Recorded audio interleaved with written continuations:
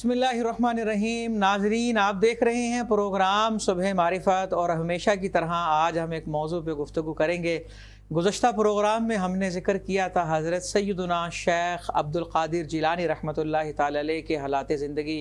उनका बचपन किस तरह गुज़रा, जवानी किस तरह गुज़री, उन्होंने लोगों के साथ जब वक्त गुजारा तो किस तरह गुजारा, उनकी बायोग्राफ़ी क्या है, उस हवाले से हमने जानने की कोशिश की। आज हम खुसूसियत के साथ हज़रत शेख अब्दुल क़ादिर जिलानी रहमतुल्लाहि ताला अलैह के फ़रमुदात पे बात करेंगे, क्योंकि आपकी जो बातें हैं वो हिकमत से भरपूर हैं, उनके अंदर वाज बड़ा शानदार है। हत्ता कि माजी करीब के एक स्कॉलर गुज़रे हैं, डॉक्टर इसरार अहमद मरहूम, वो कहा करते थे कि अल्लाह ने कुरान के अंदर एक सूरह लुकमान नाजिल की। वो अल्लाह के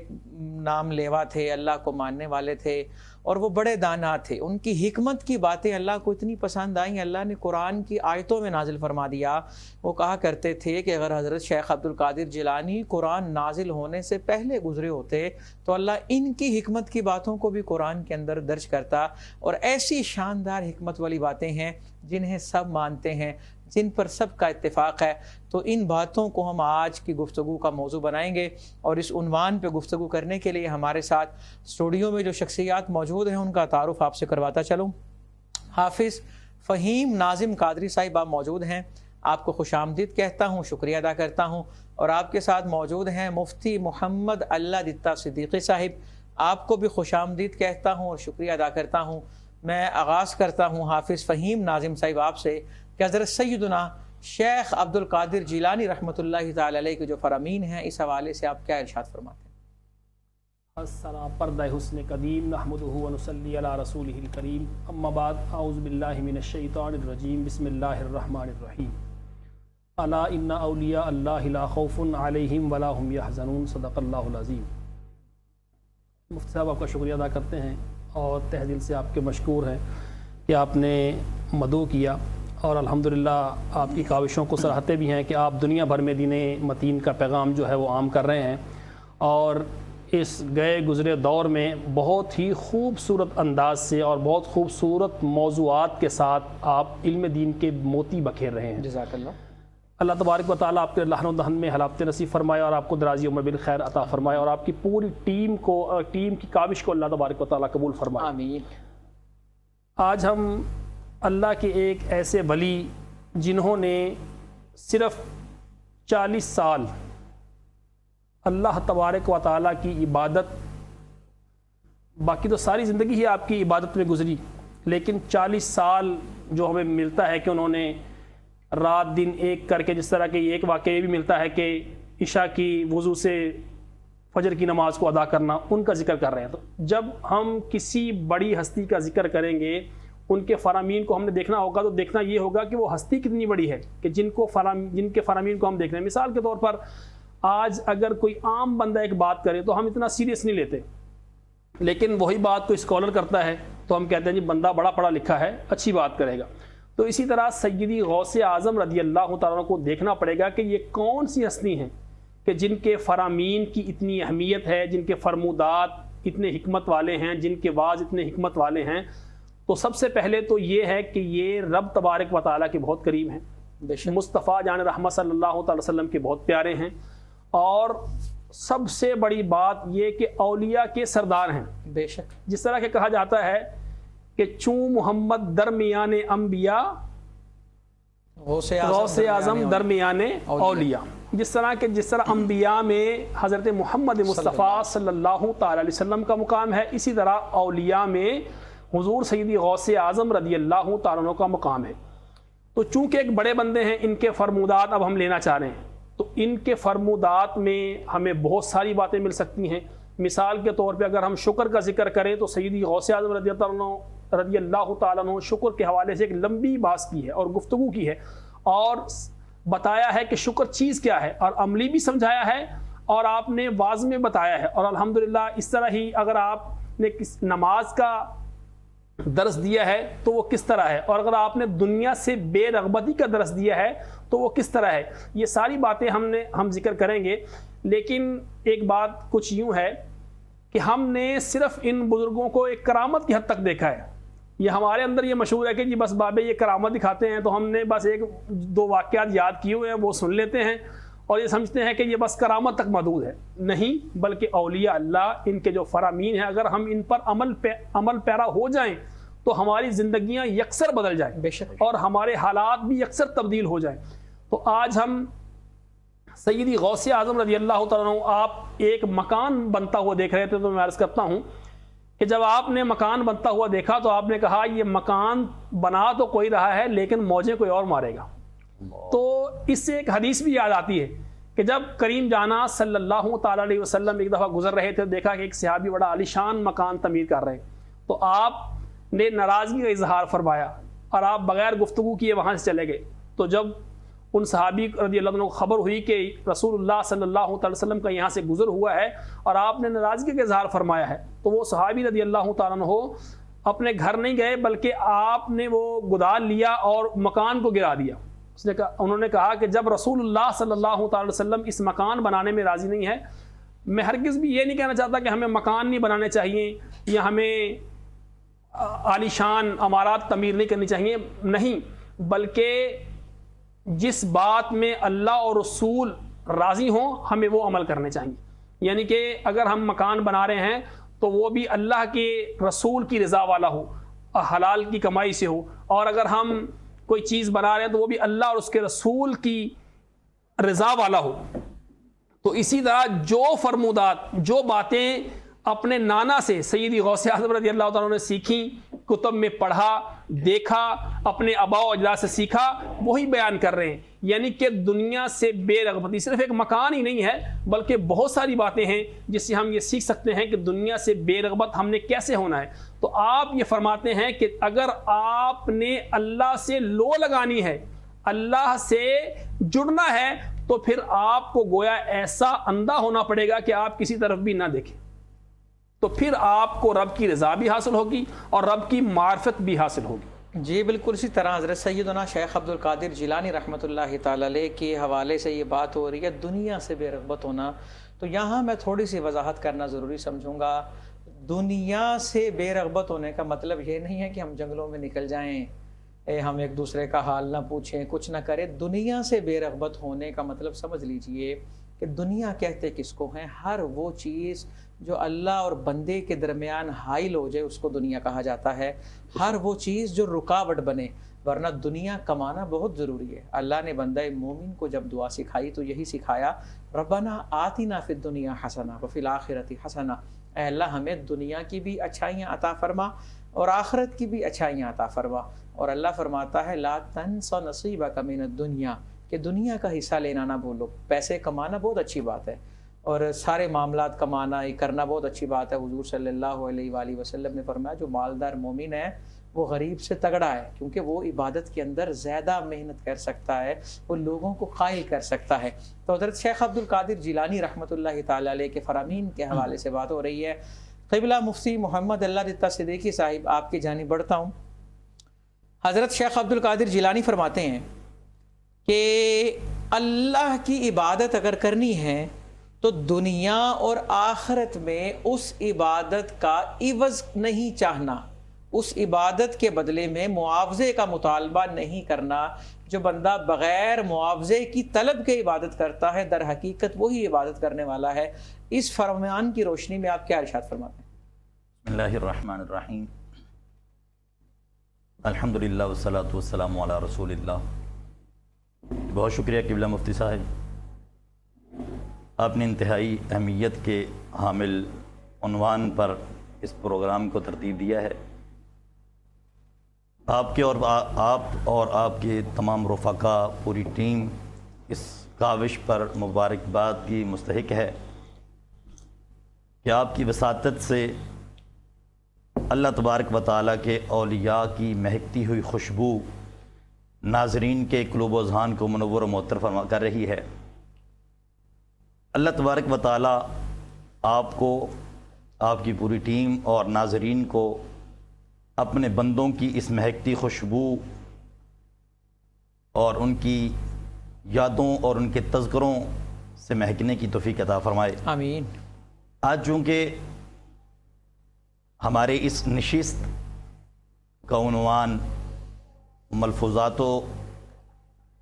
فرمودات حضرت غوث اعظم رضی اللہ تعالی عنہ ہے، اور قبلہ مفتی صاحب آپ نے جو فرمان حضور غوث الورا رضی اللہ تعالی عنہ بیان کیا ہے،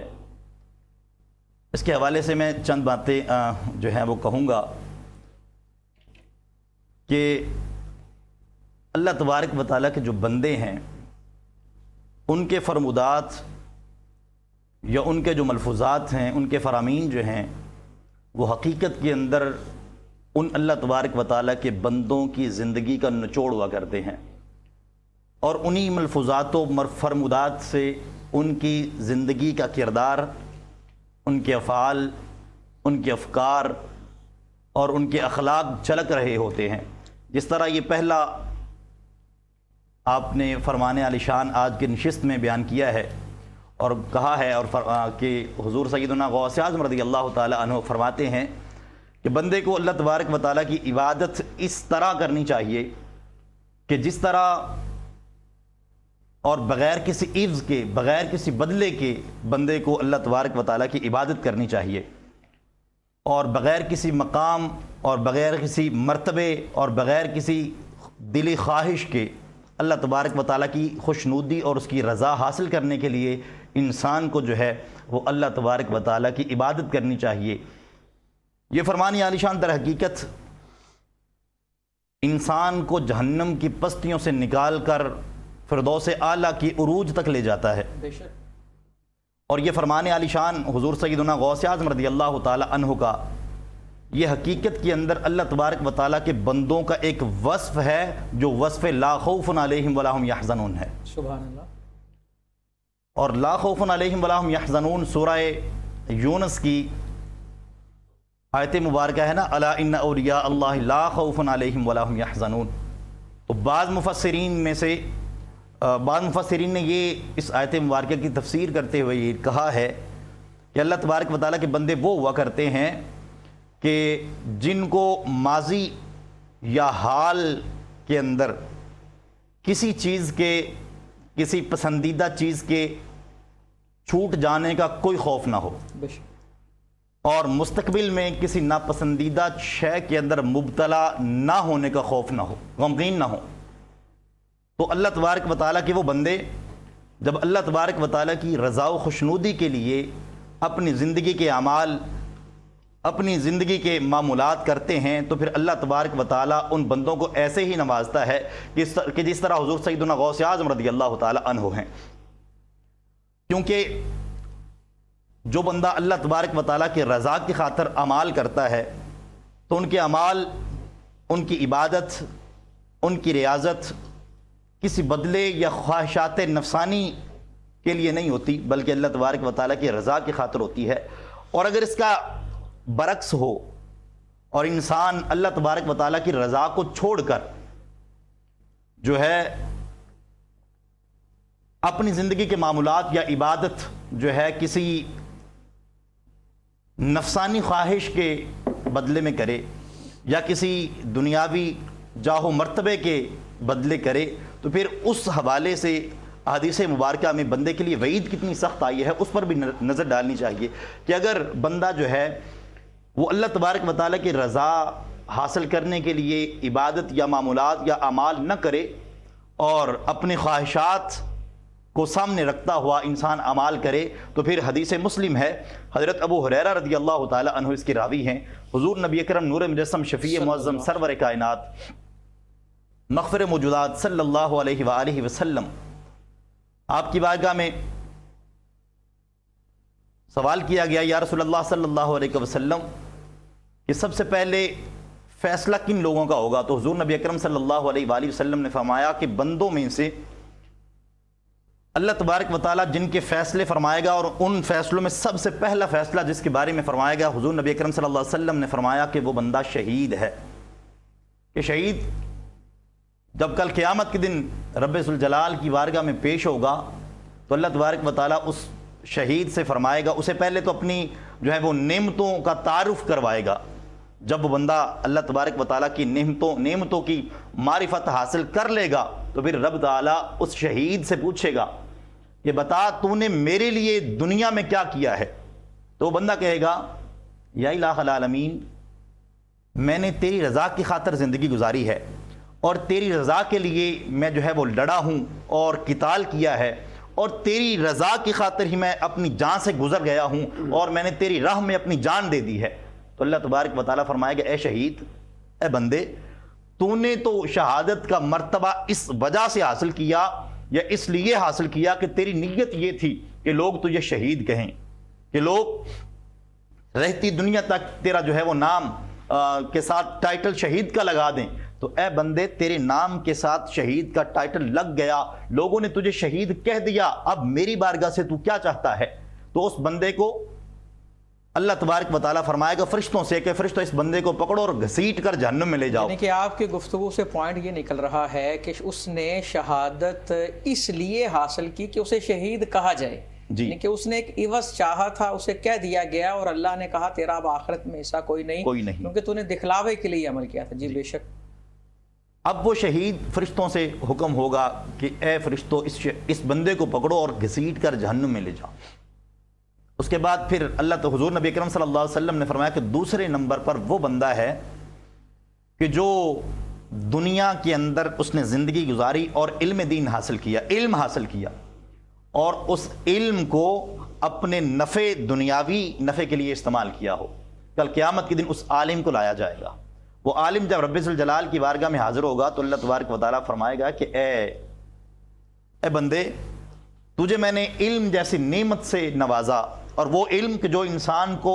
گری ہوئی پستیوں سے نکال کر اوج ثریا تک لے جاتا ہے، تجھے وہ مرتبہ و مقام میں نے عطا کیا، بتا تو نے میرے لیے کیا کیا۔ اور اللہ تبارک و تعالیٰ نے اس بندے کو اپنی نعمتوں کا تعارف کروایا۔ جب اسے اللہ تبارک و تعالیٰ کی نعمتوں کی معرفت حاصل ہو گئی تو پھر اللہ تبارک و تعالیٰ نے فرمایا، اب اللہ تبارک و تعالیٰ فرمائے گا کہ اے بندے بتا تو صحیح، تو نے دنیا میں رہتے ہوئے میرے لیے کیا کیا ہے؟ حالانکہ میں نے تجھے وہ علم عطا کیا کہ جو علم جو ہے انسان اور